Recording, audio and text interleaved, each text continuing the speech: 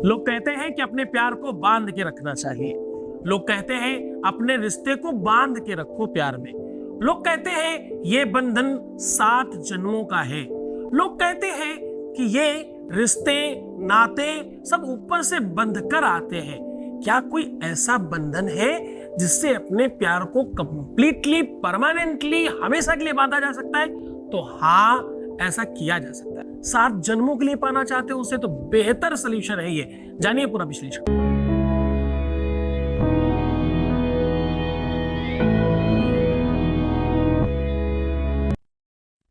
रोज कुछ सिखाते हैं, रोज कुछ बताने की कोशिश करते हैं, और ये रिश्ता हमारा आपका बहुत बेहतर चल रहा है। इस रिश्ते को आप और बेहतर बनाए रखें, ये आपकी जिम्मेदारी है। आप इस व्यवस्था को सूत्रपातित करें। रिश्तों को बांधने का काम है, रिश्तों को बांधे रखने का काम है। रिश्तों में बंधन चाहिए, बिना बंधन के रिश्ते नहीं चलते। मैं कह रहा हूं कि यहां गांठ लगा दीजिए। इस प्रकार से गांठ मारकर यहां रखने मात्र से आपके जीवन की वो सारी की सारी सुविधाएं आपके पक्ष में हो जाती है। आपको पता है, प्यार विवश हो जाएगा, रिश्ता तुम्हारा ही हो जाएगा। बहुत गहरी बात है, गंभीरता से समझने की कोशिश करो। यह सॉल्यूशन, यह उपचार कई सारे ग्रंथों का सम्मिश्रण है।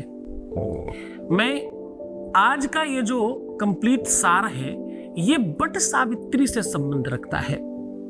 आज मैं जो बात कर रहा हूं, पंच महाभूतों की बात कर रहा हूं। महाभूत मतलब वो वाले भूत प्रेत वाली बात नहीं कर रहा हूं। पंच महाभूत जो हर किसी के अंदर होते हैं। पंच महाभूत 10 इंद्रियां, और ये थोड़ी अंदरूनी बातें। आपके शरीर में 10 इंद्रिय है, 5 महाभूत है। 5 महाभूत कौन से? वो अग्नि, जल, वायु, आकाश, ये वाली बात कर रहा हूं। ये 5 भूत है आपके अंदर। तो आज मैं कह रहा हूं कि वही पंचभूत किन तत्वों में पाए जाते हैं, किन जगहों पे उनका ज्यादा समावेश होता है, उसको बड़ा सरल तरीके से बांधने की कोशिश कर रहा हूं। सामग्री क्या चाहिए? सामग्री चाहिए कोई भी ऐसा धागा, डोरी, सुतली या कोई भी ऐसी रस्सी जिसे आप सामान्यतः प्राप्त कर सके। उसके साथ चाहिए कच्चा दूध, थोड़ी सी हल्दी और आपकी श्रद्धा। मात्र इतना अगर आपके पास में है तो आज आपका विजय होना सुनिश्चित है। आपको एक बात पता है, बंधन में मर्यादा है। अगर नदी के किनारे टूट जाए तो क्या होगा? बाढ़ आएगी और उसका आतताई रूप दिखाई पड़ेगा। इसीलिए किनारों में बंधी हुई नदी बहुत लहराकर सुनिश्चित तरीके से चलती है और सुंदर लगती है। इसी तरह से रिश्ते अगर बंधे हुए हों तो बहुत अच्छे लगने लगते हैं, बहुत सुव्यवस्थित लगते हैं रिश्ते। रिश्तों में बंधन, रिश्तों में मर्यादा बनाए रखने की चीज है। एक दूसरे के प्रति लगाओ। हमसे कोई गलती हो गई तो वो तो गलती है, दूसरे से कोई गलती हो गई तो वो तो मतलब पता नहीं क्या ही हो गया है। जरा समझने की कोशिश करना। जब भी तुमसे कोई गलती होती है उसको अपने अंदर ही गहन चिंतन से समझना। किस तरह समझोगे तुम अपने को ही जज बनाना, अपने को ही वकील बनाना और खुद को ही मुजरिम बनाना, फिर जजमेंट करना। कैसे? मुजरिम की तरह खड़े होकर देखना, वकील की तरह बहस करना और जज की तरह जजमेंट करना अपने केस पर। तो तुम पाओगे कि तुम बहुत बड़े अपराधी हो। जब तुमसे गलतियां होती हैं तो तुम्हें छोटा लगता है क्योंकि तुमने किया है ना, पर वो छोटा होता नहीं है। हमेशा जो भी प्रमाण पत्र तुम्हें मिल रहा है, जो रिजल्ट मिल रहा है, वो रिजल्ट बहुत सोचा समझा रिजल्ट है। आपको किसी ने आपको छोड़ा है तो भी, कोई आपसे दूर हुआ है तो भी, कोई आपसे रूठ गया है तो भी, कोई बहुत झगड़े करता है तो भी, बहुत बड़ा प्रमाण है कि गलती तुम्हारी भी पर्याप्त मात्रा में है, बस तुम समझ नहीं पा रहे हो। उसे समझने की आवश्यकता है। जब तुम समझोगे तो सब ठीक हो जाएगा। तो मैं कह रहा हूं कि इस प्रकार से गांठ बांधने से आपका सब कुछ बन जाएगा। सब कुछ मतलब अच्छा वाला रिश्ता बनकर आपकी तरफ आएगा। उस रिश्ते को बांधकर खींच लो ना आपकी तरफ। तो आप उस गांठ को खत्म करने के लिए एक और गांठ लगाएं। क्या करना है आपने? आपने करना ये है कि आपके अपने 3 हाथ में की रस्सी, डोरी, सुतली, रेशम, धागा, ऊन, कलावा, जो मिले वो ले लीजिए और उसको खूब अच्छे से कच्चे दूध से धो लीजिए।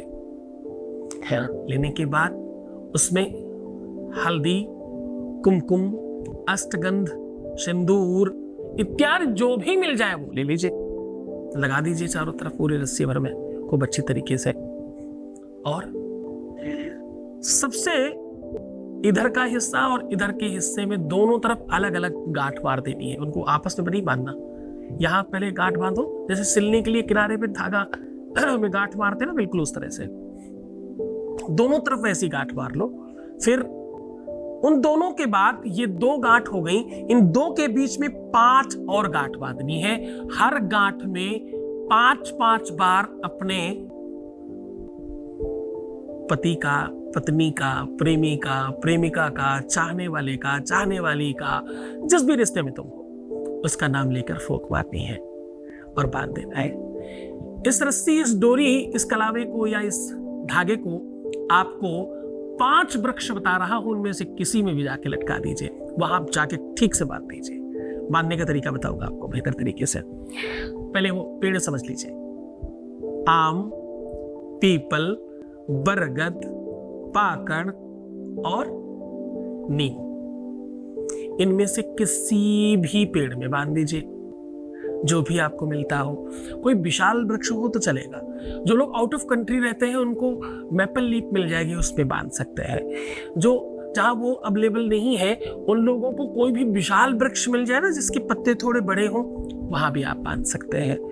वैसे तो ये वृक्ष प्रायः पूरे विश्व भर में है, पर जहां पर कदाचित नहीं अवेलेबल हो वहां आप किसी भी विशाल वृक्ष में डाल सकते हैं।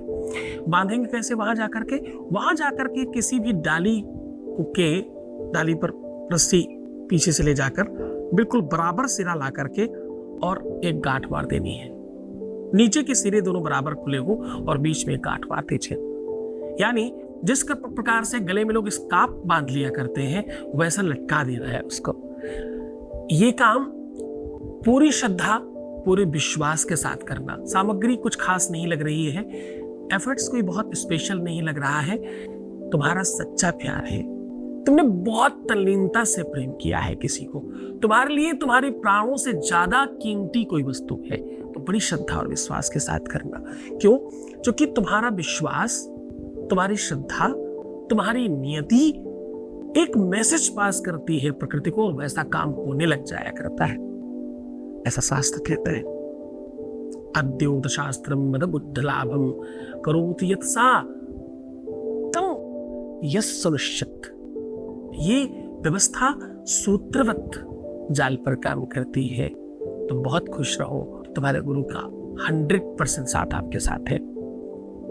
धन्यवाद। ओम नमः शिवाय।